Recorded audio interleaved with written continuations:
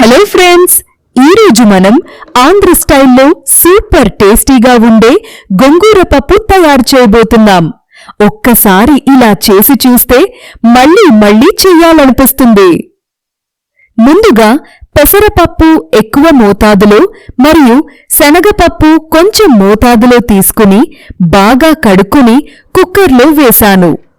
అందులోకి ఫ్రెష్గా కడిగిన గోంగూర వేశాను.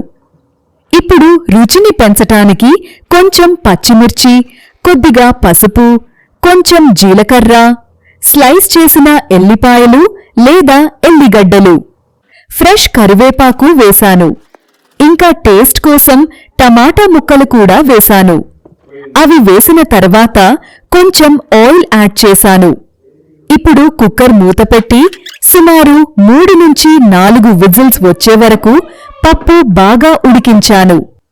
విజిల్స్ వచ్చిన తర్వాత మూత తీసి పప్పును గిద్దితో బాగా మెత్తగా మిక్స్ చేశాను. ఇప్పుడు అసలు టేస్ట్ ఇచ్చేది తాలింపు. ఒక ప్యాన్లో నూనె వేసి ఆవాలు, జీలకర్ర వేయించాను. అందులో ఎల్లిపాయలు లేదా ఎల్లిగడ్డలు వేసి బాగా వేగించాను.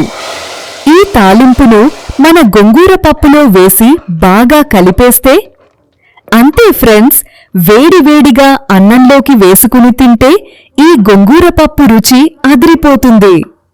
మీరు కూడా ఒకసారి ఇలా ట్రై చేసి చూడండి.